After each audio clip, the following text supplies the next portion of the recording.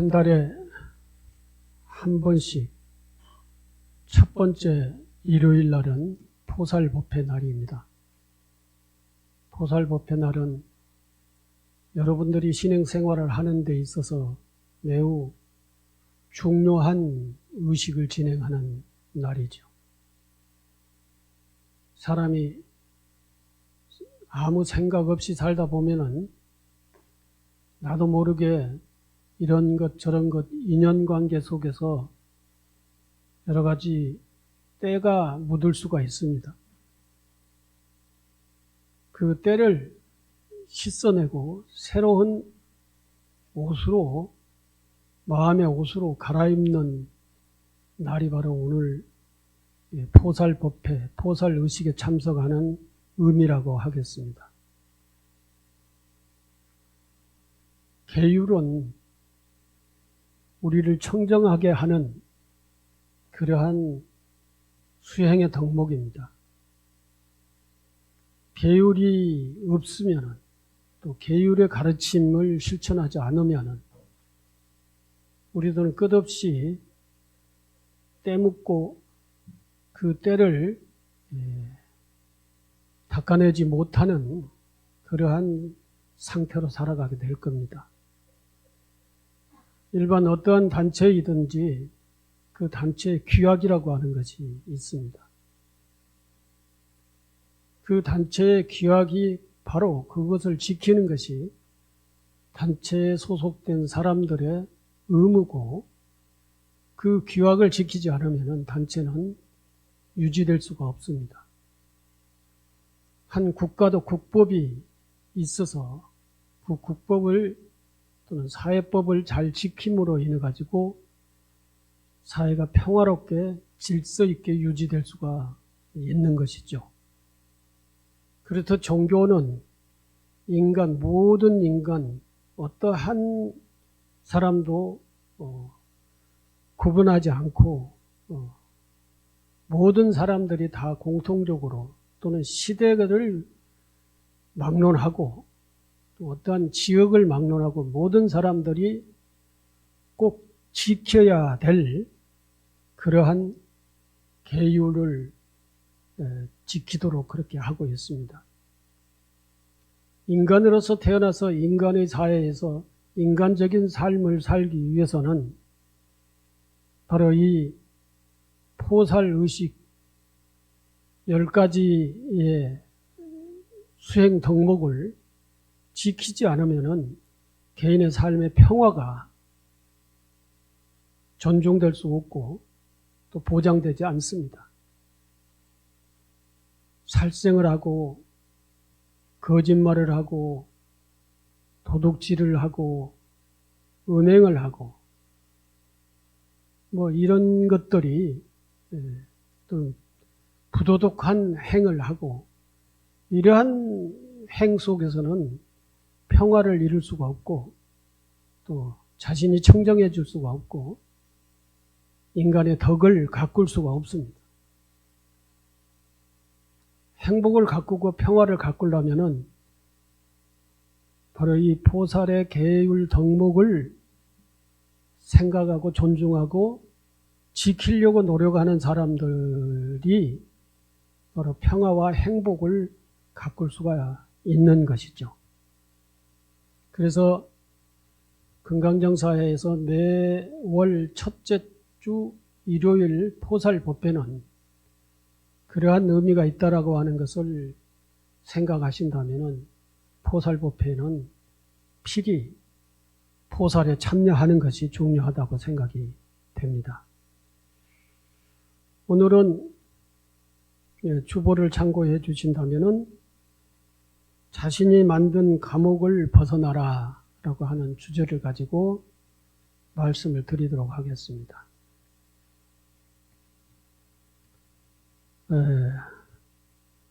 헛것인 줄 알았으면 곧 떠나라.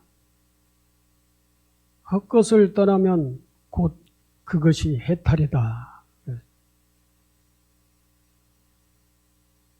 우리 중생은 해탈을 위해서 살고 있습니다.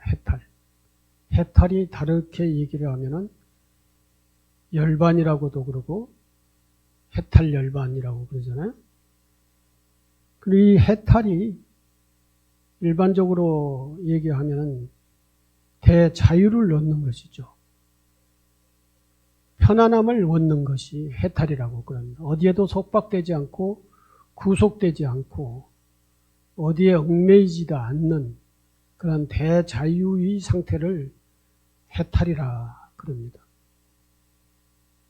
우리 중생은 육도윤회를 한다고 그랬죠. 육도윤회라고 하는 것은 지옥, 악이, 축생, 아수라, 인간, 천상 이 6가지 세상을 육도라고 그럽니다. 우리 중생은 생을 거듭거듭 반복을 하면서 이 6가지 세계를 윤회한다 그럽니다. 이 6가지 세계를 벗어나지 못하고 이 6가지 세계를 빙빙 돈다 하고 그것을 육도윤회라고 그러는데 이 육도윤회에서 벗어나는 것을 해탈이라 그러죠. 지옥이라고 하는 것은 고통스러운 삶이 세계가 지옥이고 지옥 악이라고 하는 것은 정말 모든 부분에 있어서의 배가 고파서 허덕이는 그러한 악이 이 다툼이라고 그러는데 배고파서 허덕이면서 서로가 싸우면서 사는 세계를 악의의 세계다 그러죠. 축생이라고 하는 것은 지혜가 없는 것입니다. 짐승의 세계를 축생이라고 그러죠. 우리 인간과 같이 함께 사는 짐승도 있고 인간을 벗어나서 자유스럽게 사는 짐승도 있습니다. 동물일 때. 이런 모든 동물을 통틀어서 축생이다 그러죠.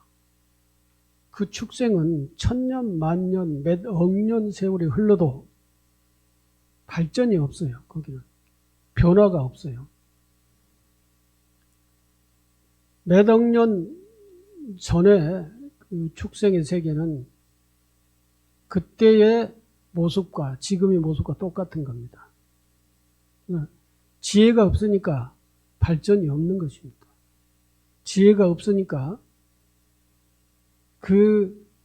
어떤 축생이라고 하는 삶의 테두리에서 벗어나지 못하는 거예요. 근데 인간이라고 하는 존재는 이 육도윤회 중에서도 제일 해탈을 또는 수행을 잘 할 수 있는 세계가 인간 천상이라고 그럽니다. 인간의 세계와 천상의 세계.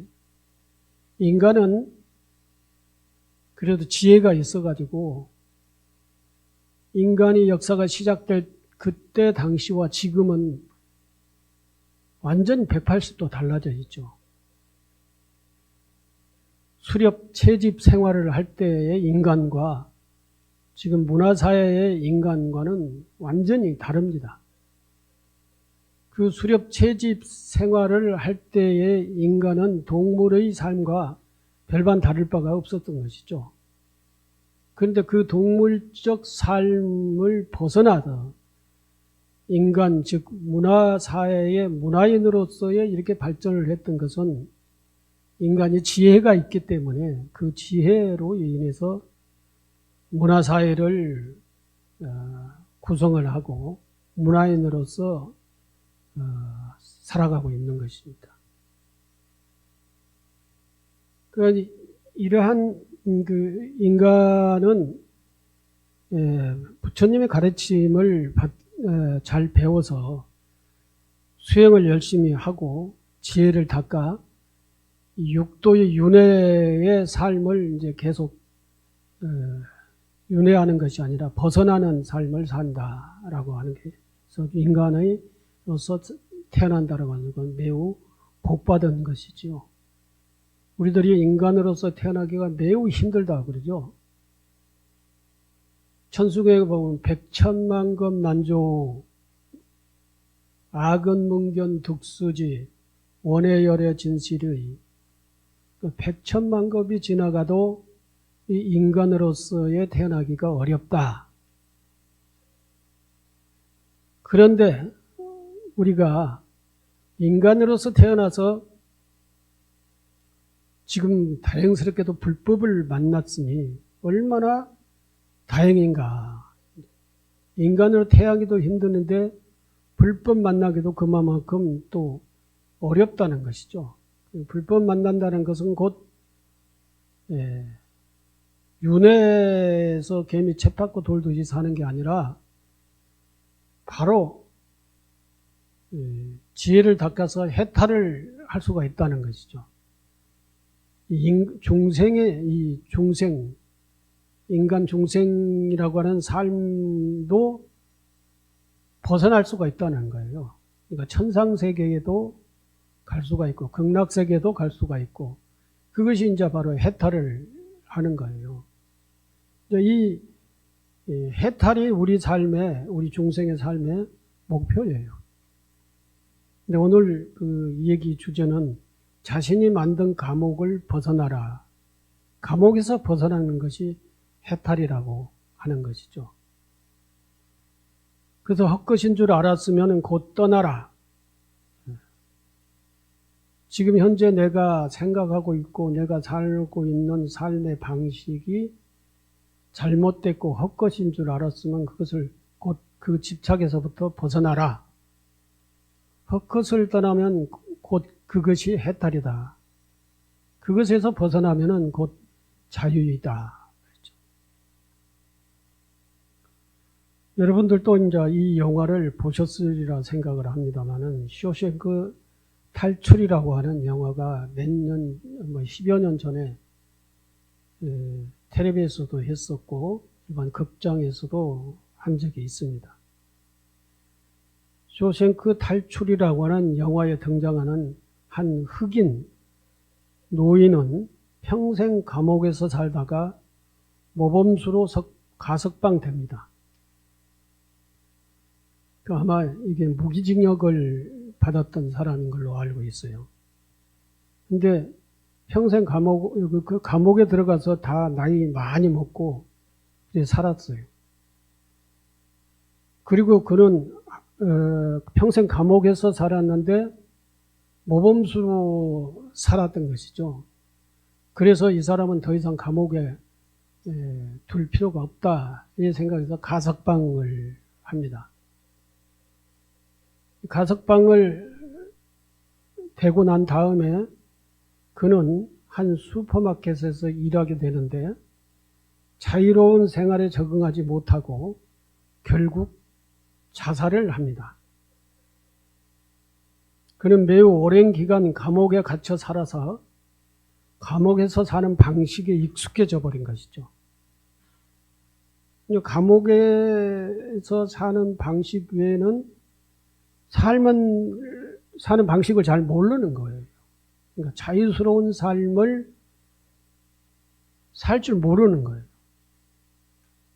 평생을 거기 살아서 지금 거의 한 5, 60대 돼가지고 이제 모범수가 돼가지고 추록을 했는데 여기가 이제 미국이었는데 미국이라고 하는 사회의 삶은 우리나라의 삶과 또 다르잖아요. 거기는 정말로 경쟁과 그리고 자기 스스로에 살지 않으면은 삶을 꾸릴 수가 없어요. 근데 이 감옥에서 이제 모범수로 출소를 시켜서 그 사람이 살아나가기 위해서 이제 어찌어찌 해서 이제 쇼핑센터에 취직을 했죠. 근데 취직을 해서 살려고 해보니 이게 준비해야 될 게 한두 가지가 아닌 거예요. 감옥에 나와서 살기 위해서 자기 혼자라도 살기 위해서 준비해야 될 게 한두 가지가 아니죠. 제일 먼저 이제 벌어먹고 살아야 되니까 취직을 됐어요. 굉장히 중요한 일이 하나 해결이 됐습니다. 취직이 되고 온다고 해가지고 그것으로서 다 끝나냐, 자기 삶이 문제가 해결이 되느냐. 거주지가 있어야 되는 것이죠. 살 집이 있어야 되는 거예요. 그것도 해결이 됐어요. 뭐 월세든지 무슨 전세든지 뭐 집을 제공을 받았든지 그렇게 됐어요. 그런데 이제 그렇게 해서 이제 매일 쇼핑센터에 출근을 해서 일을 하는데 일생 내에 자기가 해보던 일이 아니네. 처음이라 이거죠. 맨날 감옥에서 사는 그 방식이 어떤가. 갔다 온 사람들은 알겠지만 뭐 상상해봐도 알 수가 있잖아요. 거기서는 맨날 아침 기상 시간이 매일 똑같을 거고 일어나면은 뭐 세수하고 뭐하고 그 다음에 해 좀 밥 먹는 거죠. 먹고 이제 그 하루 일정이 규정되어 있는데 그 일정대로 하라는 대로 하면 되는 거지. 거기에서 이제 또 다른 어떤 재수들 사이에 뭐 일들도 있겠지만 그러나 이 사람은 너무 이제 오래 살았기 때문에 그 재수 중에서 고참 그런 거기 때문에 재수들과 사이에서 좋지 않는 그러한 일들은 벌써 이제 벗어난 그런 사람이었겠죠. 그래서 매일 반복되는 것이죠. 하라는 대로 하면 감옥에서는 살아나갈 수가 있어요. 밥은 매일 주고 잠자는 시간이 있고 이게 이 육체적 생활, 육체적 삶은 보장되어 있는 거예요. 자기가 따로 고민을 하지 않아도 돼. 주는 밥 먹고 운동할 때 열심히 운동하고 이렇게 살면 돼. 그것이 평생 그렇게 하다 보니까 그게 습관이 됐어. 그게 우리 불교의 용어로 말하자면은 업이 굳어졌다는 것이죠. 그렇게 사는 삶의 방식의 업이 딱 굳어져 있어. 근데 이 사람을 모범수라고 해가지고 사회에다 갖다 출소시켜서 살아라 이렇게 했는데 제일 처음에 몇 시에 일어나야 될 것인가 라고 하는 것을 자기 스스로 결정을 해야 되는 거예요. 그리고 자기 혼자 사니까 자기 아침 밥을 자기가 해 먹어야 되는 거예요. 근데 밥 한 끼 해 먹으려고 하다 보면은 거기에 상황이 여러 가지 조건이 필요한 것이죠. 밥솥도 필요하고 쌀도 필요하고 뭐 미국에서는 밥 안 해 먹고 빵 사 먹으니까 그런 게 필요 없을 수도 있겠지만 어쨌든 일어나야 될 시간도 자기가 결정을 하고 일어나서 무엇을 해야겠다라고 하는 것도 자기가 생각해서 계획을 짜고 결정을 해야 되고 무엇을 결정을 했으면 그것을 자기가 실제로 실천에 옮겨야 되는 것이죠. 그리고 삶의 조건을 갖추려면 집과 돈 버는 직장이 있어야 되는 것이죠. 근데 이 집과 돈 버는 직장만 있다고 해가지고 요즘 생활이 그냥 되는 겁니까? 거기는 엄청난 경쟁 사회예요. 경쟁을 해야 돼요. 경쟁을 하려면 아이디어가 있어야 되고 필요하고 그 아이디어가 있으면 그것을 실천할 수 있는 어떤 조건과 환경을 만들어야 되는 거예요. 그러니까 자기 삶을 살기 위해서는 모든 것을 자기가 다 만들고 책임져야 되는 거예요. 그런데 앞에 두 스님이 계시지만 이걸 책임 없이 사는 사람들이 있어요. 스님들이야. 절에 밥 다 나오죠. 밥 나오죠.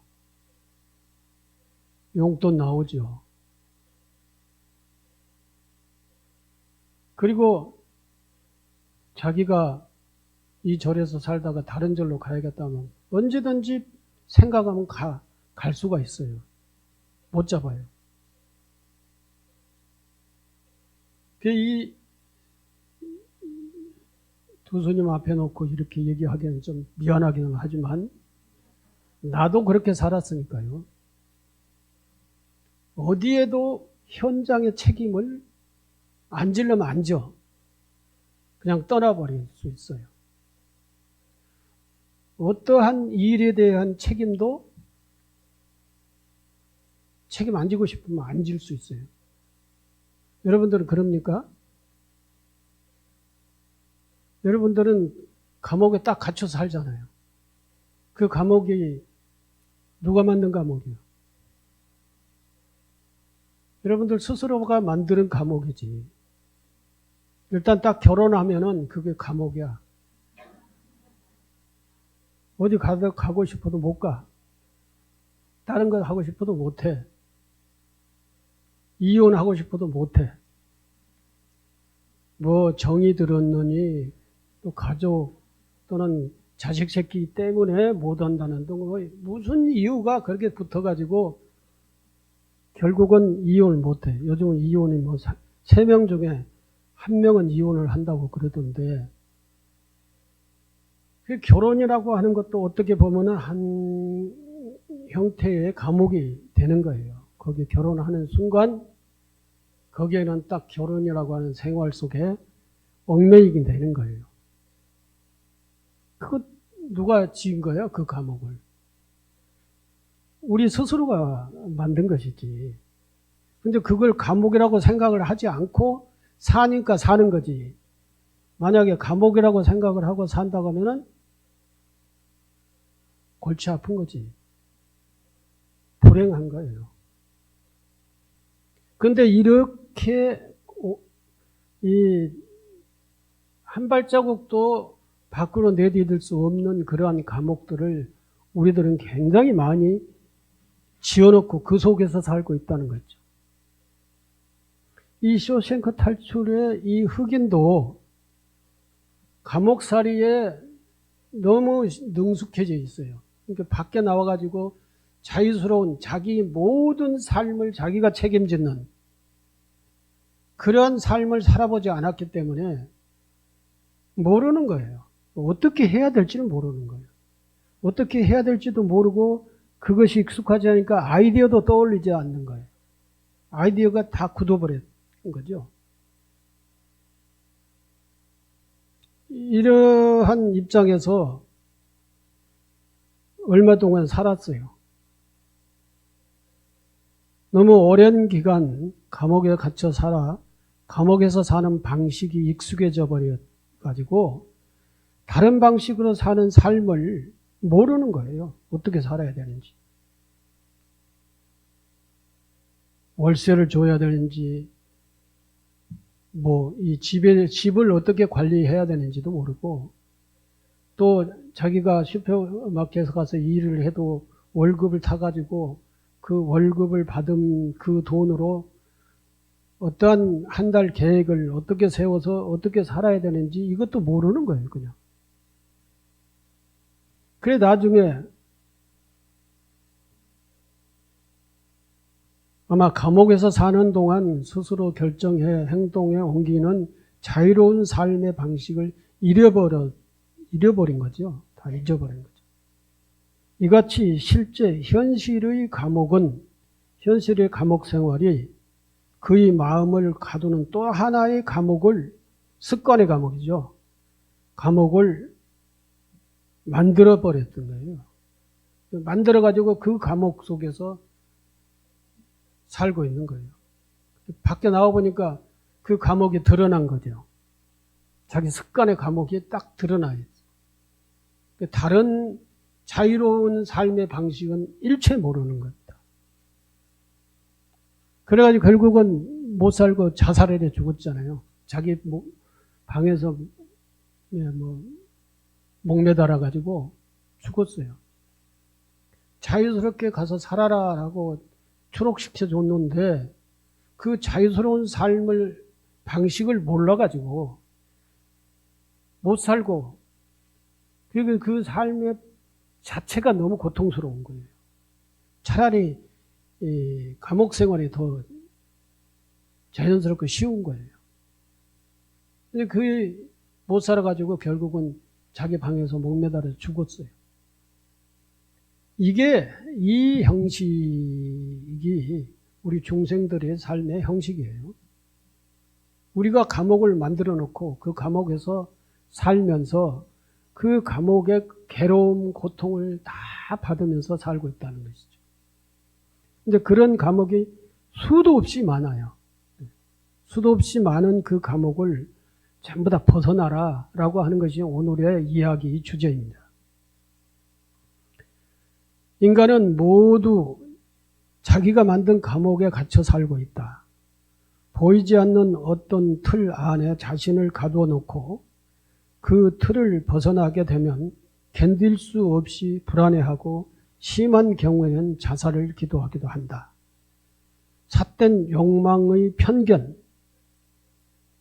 편견의 감옥, 고정관념의 감옥, 습관의 감옥, 종교 맹신의 감옥, 정치적 이념의 감옥 등에 갇혀 스스로 삶의 자유를 제한하고 있는 것이다. 한번 그 주보를 가지고 가서 자세히 읽어보면서 이게 감옥을 하는데 왜 이것이 감옥인가 라고 하는 것을 생각을 해보십시오. 고정관념의 감옥이다 라고 하는 거 감옥이 있어요. 옛날 조선시대 때 유교가 국교였을 때는 남종여비의 사상이라고 하는 것이 있었지 않습니까? 지금도 그것이 그 문화가 흘러내려와서 남녀 차별이라고 하는 그런 것들이 있죠. 불교적 입장에서 본다면 여자나 남자나 똑같은 인간인데 왜 남종여비라고 하는 그러한 유교의 그 사상이라고 할까요? 그것이 필요하냐 이거죠.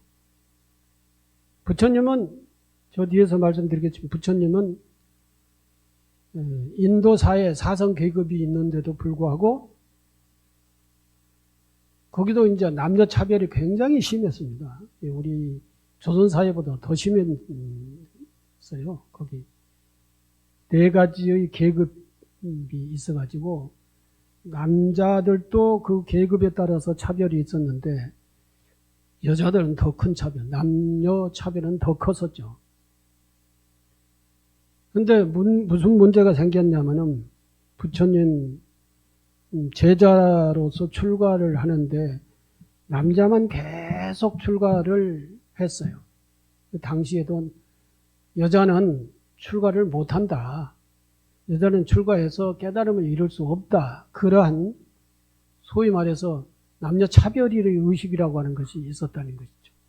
그래서 그때 당시에 남자는 그래야 된다라고 생각하고 우리 여자는 그래야 되는가 보다라고 생각을 하고 살았어요. 그래서 그 고정관념에 꽉 묶여가지고 여자들은 어떻게 옴짝달싹 할 수도 없는 그러한 상태로 살아왔었다는 것이죠. 근데 부처님이 그걸 깨버렸어요. 부처님의 그 이모, 부처님을 길러주었던 부처님의 이모가 부처님을 따라서 출가를 하겠다라고 하는 이 문제가 대두됐을 때 많은 사람들은 어떻게 여자가 출가를 하느냐. 여자가 출가를 해서 여자가 소위 요즘 말로 얘기를 하면 성인이 될 수 있겠느냐. 여자는 성인이 될 수 없다. 그러니 여자는 출가가 안 된다. 이러한 의식들이 지배적이었는데 부처님은 아니다. 남자든 여자든 똑같은 인간이다. 그러니 여자도 출가해도 된다. 이래가지고 비구니라고 하는 제도가 생긴 거예요. 출가 제도가. 근데 지금도 저 동남아 가면은 비구니 스님들은 비구 스님들하고 엄청난 차이가 있습니다. 실제 우리 율장에도 비구, 비구니 차별이라고 하는 그런 기록이 그대로 있어요. 지금도 있죠. 80노 비구니가 7살 비구한테 절을 해야 된다라고 하는 그런 기록들이 있는 거예요. 율장에 보면.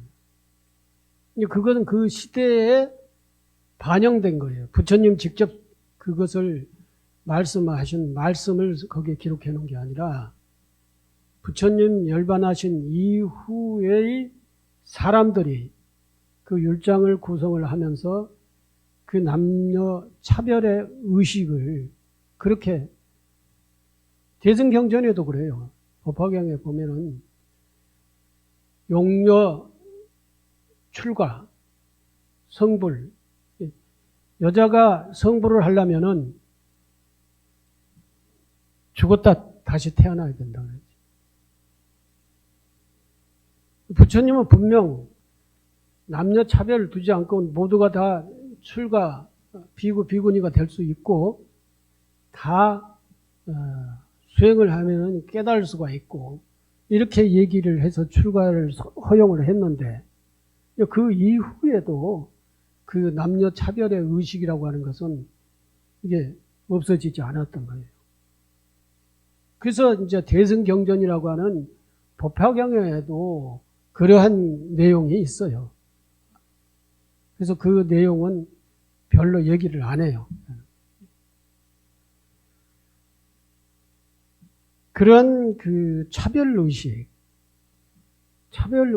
속에 차별을 인정을 하고 그 굴레 속에서 살고 있다라고 하는 거죠. 요즘 우리 사회에 차별금지법이라고 하는 법을 국회에 제출을 해가지고 그것을 통과시키려고 그러죠. 우리 사회에 차별을 하면 안 된다. 그래서 차별금지법을 통과시켜야 하는데 벌써 7년이 넘었는데도 그게 통과가 안 되는 거예요. 왜 통과가 안 되느냐. 불교에서는 계속 통과시켜달라고 얘기를 하는데 기독교 국회의원들이 통과를 안 시키는 거예요. 기독교 국회의원 뭐냐면은 종교 차별을 자기네들은 계속 하고 있기 때문에 그걸 계속 해야겠다라고 하는 거예요. 차별금지법을 국회에서 통과시키면은 이제 그런 차별을 할 수 있는 발언이라든지 이러한 행위라든지 못하는 거예요. 못하게 되니까 그 국회 차별금지법 통과를 막고 있는 거예요, 지금도. 근데 그것을 국회의원 수가 많은 민주당도 그걸 못해요. 왜냐하면 자기 선거 때 기독교인들이 자기들을 안 찍어줄까 봐서 못하고 있는 거예요. 이러한 것들의 굴레 속에서 우리가 그 굴레를 만들어 놓고 그 굴레 속에서 살고 있는 것이 이제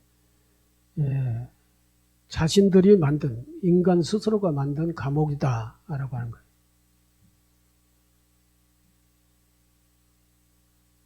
하나의 사상만을 신봉하여 그것만 옳다고 고집하고 다른 것들을 인정하지 않는 배타적인 것이 사상과 이념의 감옥이다. 그 사상의 감옥에 자신을 가두어 심지어는 다른 사람의 귀중한 생명과 자유마저 빼앗기도 한다. 지난날 우리 국민은 반공 이데올로기에 묶여 살았다. 반공이 아닌 것은 결코 용납하지 않았던 시대가 있었다. 지금도 마찬가지인데 공산주의자 그들도 엄연히 행복을 추구하기 위한 삶의 방식 중 하나로 사회주의, 공산주의라고 하는 사회 제도를 선택해서 살 것인데 그런데 우리는 휴전선의 철조망보다도 더 단단한 반공 이데올로기에 마음의 벽을 치고 살아왔던 것이다. 하지만 이제 더 이상 이런 정치 이데올로기죠. 정치, 인간의 삶을 구속할 수 없다. 그들은 우리와 피를 나눈 한 결례라고 하는 사실을 체제와 사상을 떠나 마음을 열고 받아들여야 한다. 지금 우리는 탈북민들하고 같이 살고 있잖아요. 그런데 70년대 탈북민들 있지도 않았지만 이북에서 내려온 사람이라고 하면 같이 살 수 있었을까요? 지금이니까 같이 살 수가 있지요. 북계, 괴뢰, 이렇게 해가지고 그 북쪽에 있는 사람들은 전부 다 무슨 괴물인 줄 알고 이렇게 생각을 하는 그런 때도 있었지 않습니까? 근데 지금은 탈북민이 몇십만이 내려와가지고 우리 노동계에 그런 사람들이 없으면은 이 노동 생산이라고 하는 부분이 문제가 될 수 있을 정도로 그 많은 사람들이 내려와서 같이 살고 있는 거예요. 그러한 시대가 돼버렸어요. 지금 세계도 역시 마찬가지. 이러한 이데올로기, 정치 이데올로기에 의해서 세계가 싸우고 있는 거예요. 지금 나토 그런 얘기 들어보셨죠? 나토는 미국을 중심으로 해서 유럽에 있는 여러 그 힘센 국가들이 군사동맹을 해가지고 거기에서 이제 나토 회원 국가의 군사적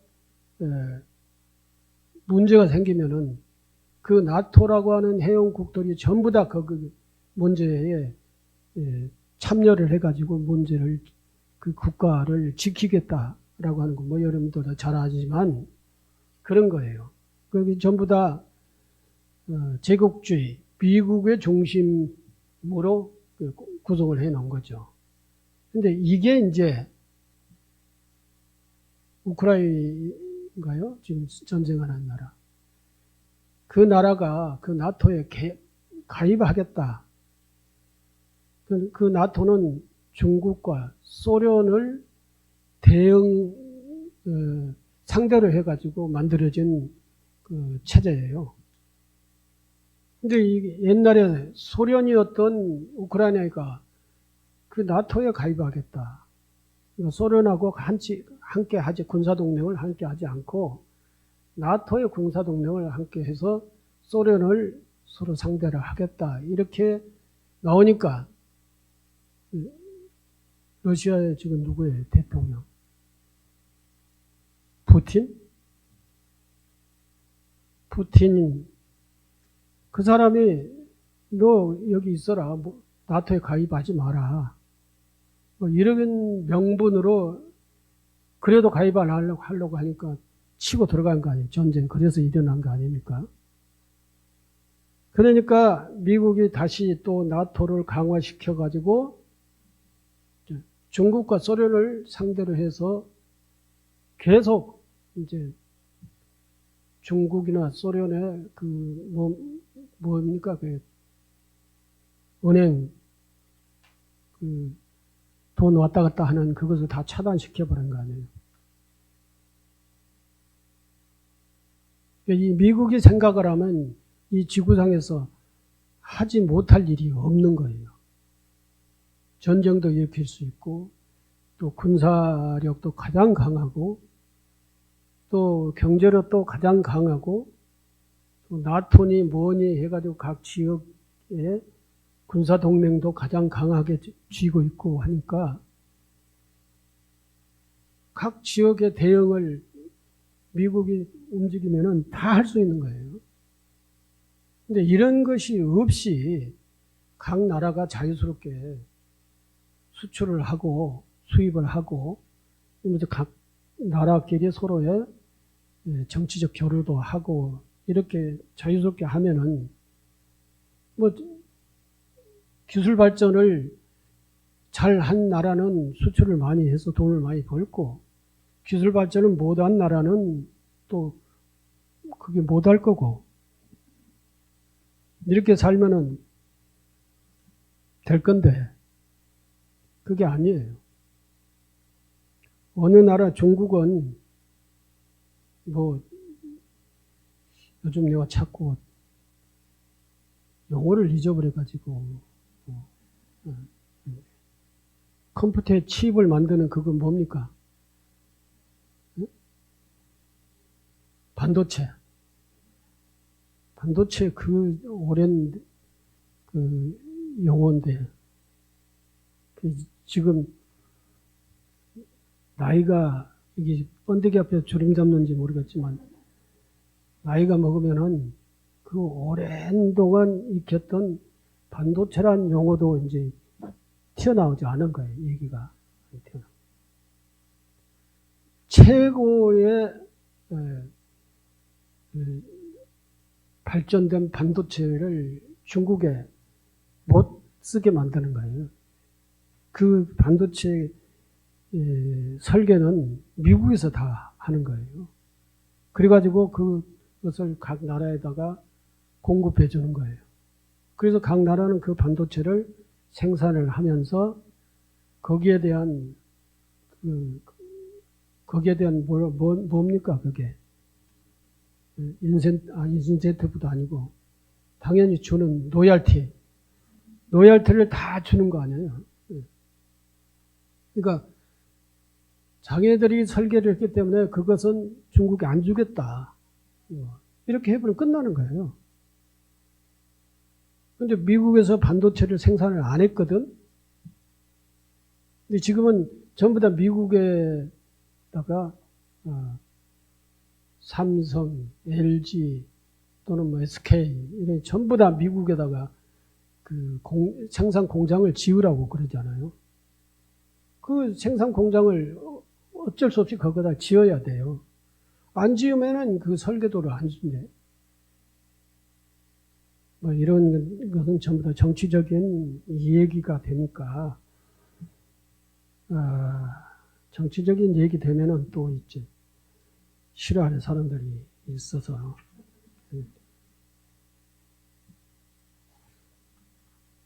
그래서 이제 또 시간이 많이 지나갔으니까 중간에 자르고 좀 정리를 해야겠어요.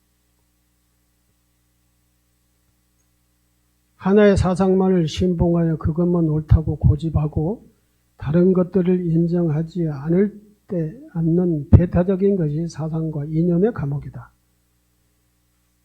그 사상의 감옥에 자신을 가두고 심지어는 다른 사람의 귀중한 생명과 자유마저 빼앗기도 한다.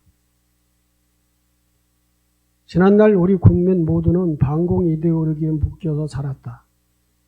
반공이 아닌 것은 결코 용납하지 않았던 시대가 있었던 것이다.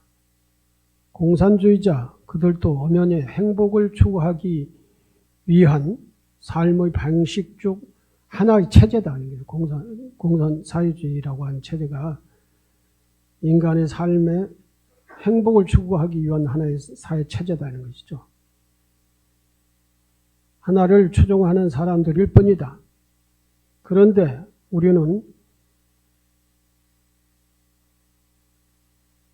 휴전선의 철조망보다 더 단단한 반공 이데올로기에 마음의 벽을 지고 살아왔던 것이다. 반공 이데올로기의 70년대 보면은 뭐 북한을 조금이라도 찬양하는 사람이 있으면 바로 반공법에 걸렸죠. 근데 그건 이 정치 국민을 억압하면서 정치적인 이득을 얻기 위한 하나의 정치 이념이었던 것이죠. 근데 지금에 와가지고 그 반공법이 일반 사회에 그게 물론 다른 법들이 있긴 있어요. 그 대체법이 있긴 있지만 지금 그렇게 심하지 않다는 것이죠. 그런데 우리는 휴전선의 철조망보다도 더 단단한 반공 이데올로기로 마음의 벽을 치고 살아왔던 것이다. 하지만 이제 더 이상 이데올로기가 인간의 삶을 구속할 수 없다.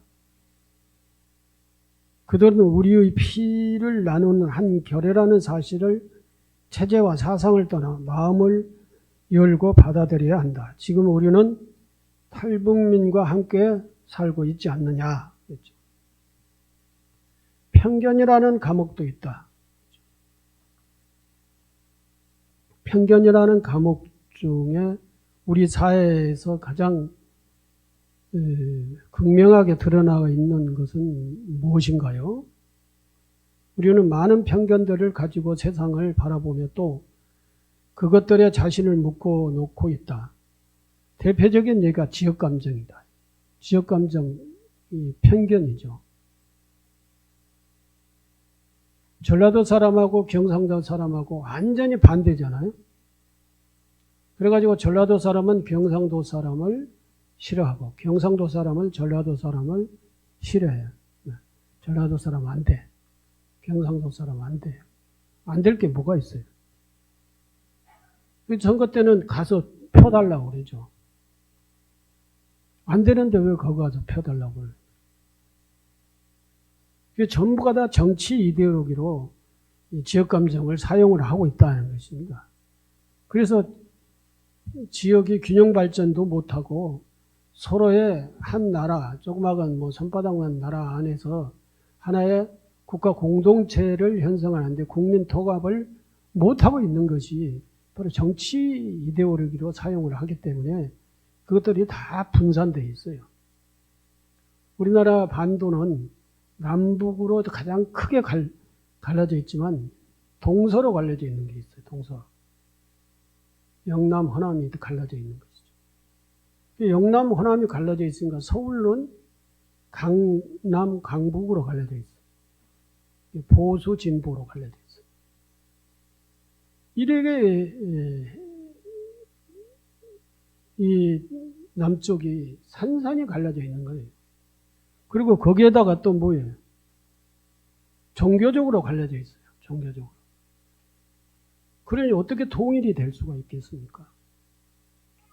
이러한 그 편견에 의해서 우리가 그 편견 속에, 편견의 감옥 속에 들어가서 괴로워하면서 살고 있다. 이겁니다.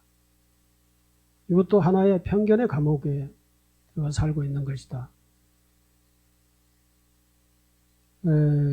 이렇듯 올바르지 못하고 또 비합리적인 생각에 집착해서 서로 배척하고 갈등하면서 사는 것 또한 우리가 만든 편견의 감옥이다. 뿐만 아니라 장애인, 전과자, 불황자, 가진 자와 못 가진 자, 우리 사회가 이들 모두가 함께하는 건강한 공동체를 이룰 수 없는 것은 서로에 대한 편견 때문이다.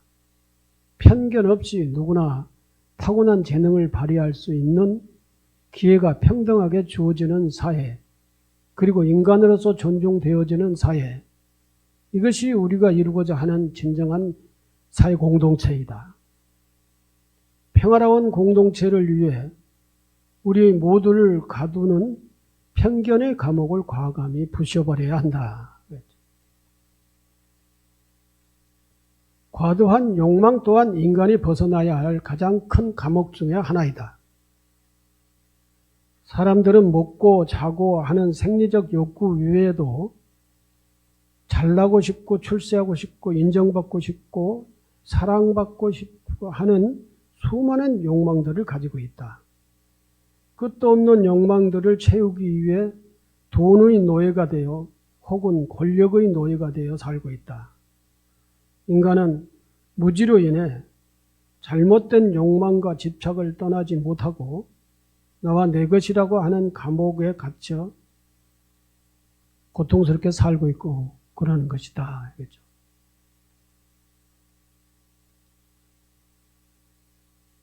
이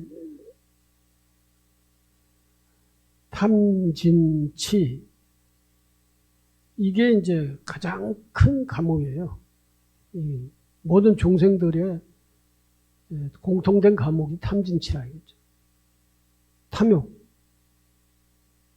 탐욕 때문에 명예욕, 무슨 정치적 이해관계 때문에 또는 지역감정, 또 빈부의 감정, 전부가 다 이 탐욕을 채우기 위해서 온 지구가 사회주의, 자본주의로 갈라져 있고 또는 나토를 중심으로 해서 뭘로 이렇게 갈라져 있고 그래서 거기서 계속 이제는 청소년 전쟁보다는 이제 무역 전쟁이 더 심해지는 거죠. 맨날 싸워요. 이러한 그 탐욕의 감옥. 미국 가면은 우리나라보다도 거지가 더 많다며요. 그 잘 사는 사람, 세계 최대 경제국이 어떻게 평등하게 살지를 못하고 우리보다도 더 심한 거지들이 많아요. 불합리하잖아요. 그런 것들을 보면은. 근데 그게 뭐 때문에 그러냐? 전부 다 개인의 욕망, 욕심, 이걸 중심으로 살아가기 때문에 그런다. 이거죠. 욕망에 대한 집착을 사람들이 국가적으로, 단체적으로 또는 개인적으로 내려놓는다면은 세계의 평화는 하루아침에 올 거라 이거죠. 그런데 그것을 내려놓지 않는 한 중국과 미국은 계속 싸우고 그 사이에 끼어있는 한국은 계속 고래 싸움에, 새우 싸움에 고래등 터진다는 얘기도 아니고 이게 뭐 고래 싸움에 새우등 터지게 생겼어요.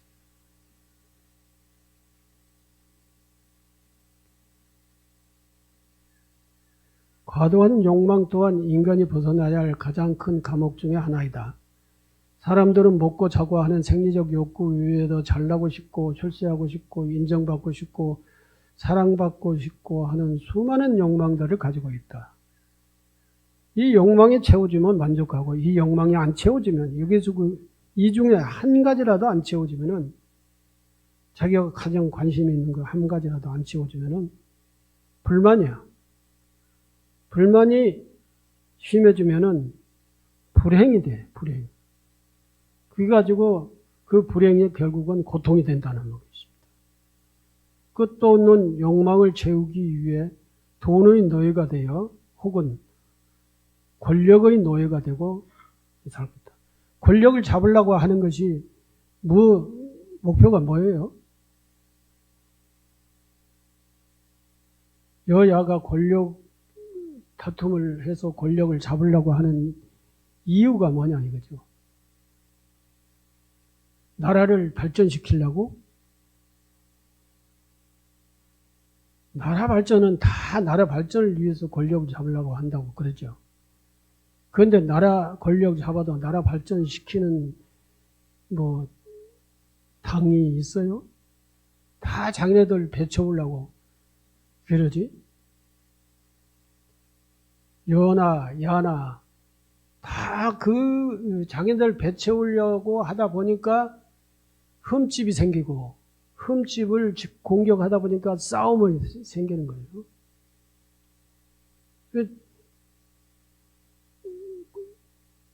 나라를 평화롭고 잘 챙기기 위해서 아무 비리도 하지 않고 열심히 정치를 한다 보면 공격할 빌미가 뭐가 있어요? 맨날 싸우잖아요. 유튜브 보면은 뭐 김건희가 어떻고 너 윤핵관이 어떻고 뭐 요즘 맨날 연예인보다도 더 등장을 자주 하는 게 이준석, 윤핵관, 김건희, 윤 대통령. 문재인은 이제 조금 들어갔어. 그리고 뭐요? 전부 다 권력 중심에 서 있는 사람들이 계속 하는 거 아니에요. 스트레스 받아가지고 못 살겠어.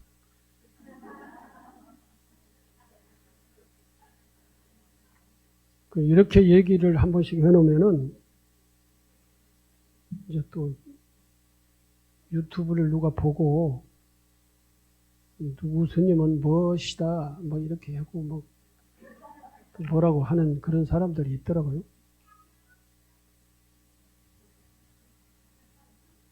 또 다른 감옥, 그 욕망의 감옥의 형식이 원숭이의 예를 들어서 말씀을 드리면은 원숭이 사냥꾼들은 나무에 조그마한 구멍을 파고 원숭이가 좋아하는 열매를 나무 구멍 속에 넣어둔다. 그래요.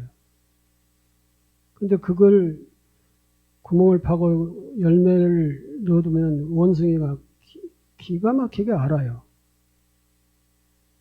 그 구멍은 원숭이가 주먹을 펴야만 손을 넣을 수가 있고, 이렇게 해야 손을 넣지, 이렇게 주먹 쥐면은 안 들어갔다 나왔다 하는 그런 정도의 구멍이에요.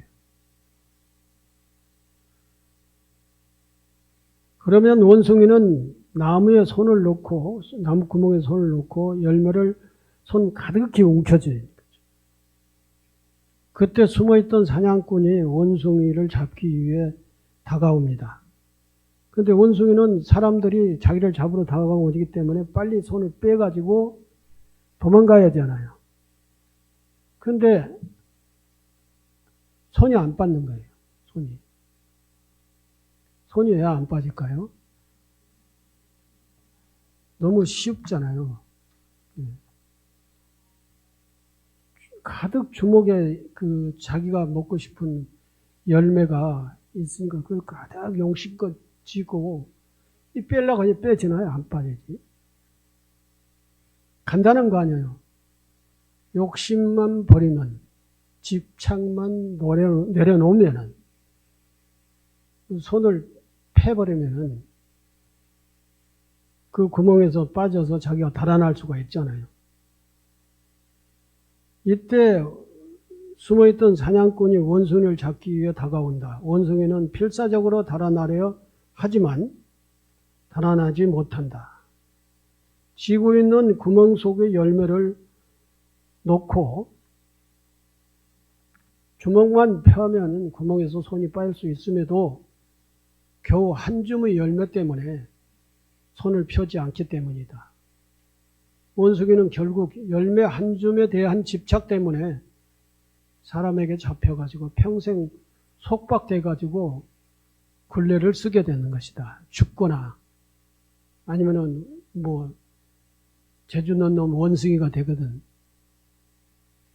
사람에게 잡히게 된다는 겁니다. 그리고 잠깐 놓고 다음에 먹는다든지 아니면 다른 데 가서 따먹는다든지 이런 생각을 안 하는 거죠. 원숭이들은. 그렇게 그런 지혜가 없으니까 그런 거예요. 우리 인간도 중생도 지혜가 없기 때문에 집착을 해요. 집착을 하다가 문제가 생겨요. 이제. 그래서 이제 고통이 있게 되는 거죠. 집착하지 말라는 가르침은 100만 년 부처님께서 말씀하신 그런 대로 100만 년 펼쳐지고 있는데 인간은 100만 년 동안 집착을 해왔고 지금도 그 집착에서 벗어나지 못하고 있다. 부처님은 일체의 차별과 편견의 감옥을 부수고 깨달음을 성취하신 분이다. 그분은 계급 저대에 의한 차별을 거부하였고 여성에 대한 편견도 깨부수었다. 그리고 교단의 수행자로 노비나 천민 그리고 여성도 받아들였다. 그 당시는 사회적 편견을 깨는 혁명적인 삶이었다. 이처럼 스스로를 가두고 있는 감옥을 부수는 그 순간 그 자리에서 우리는 자유를 획득할 수 있다는 것입니다. 해탈을 할 수 있다는 것이죠.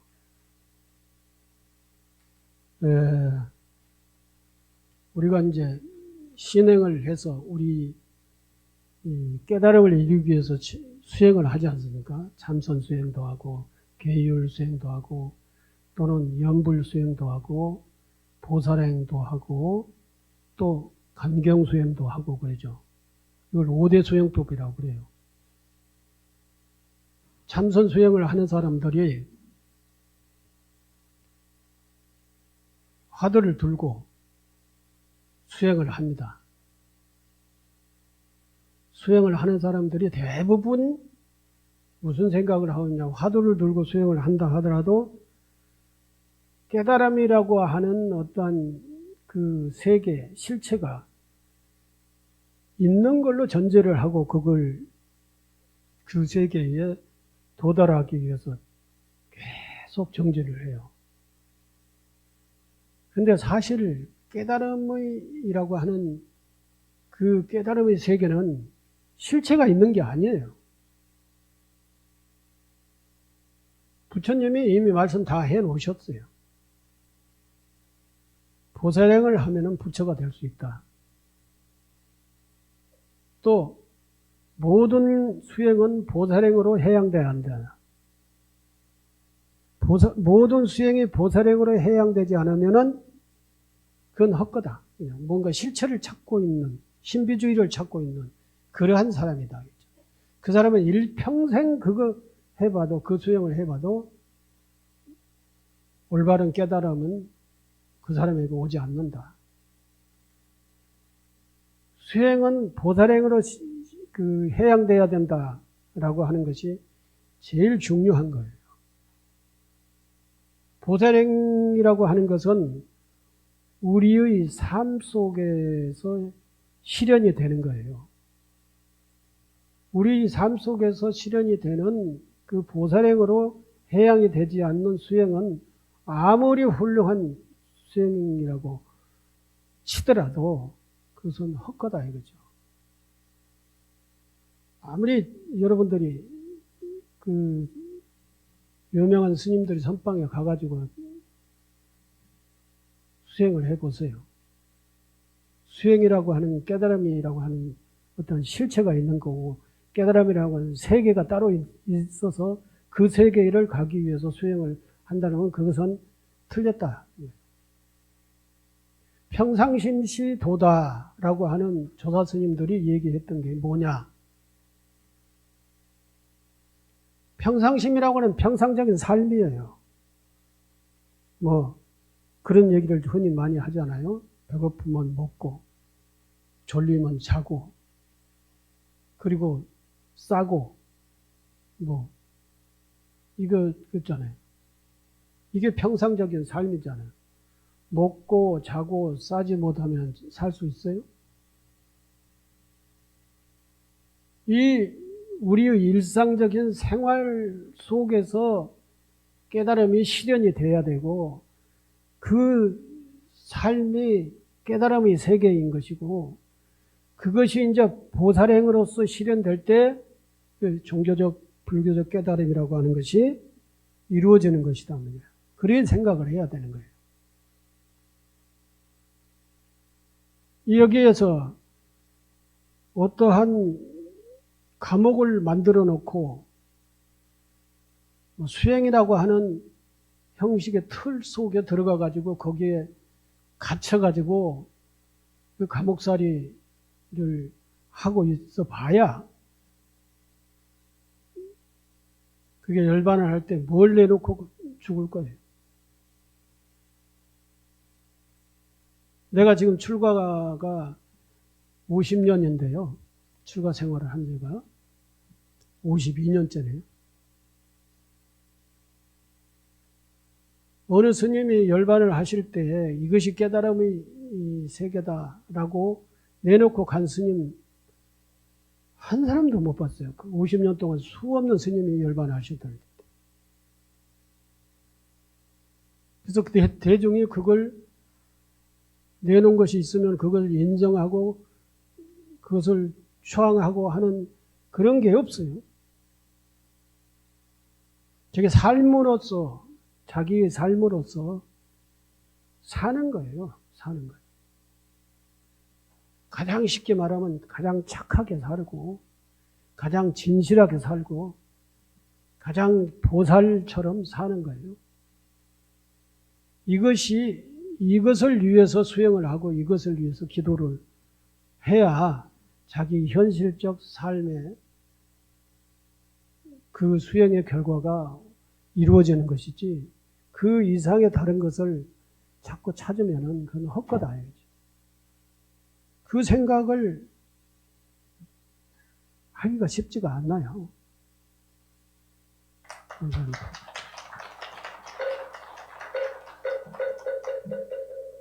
예, 감사합니다.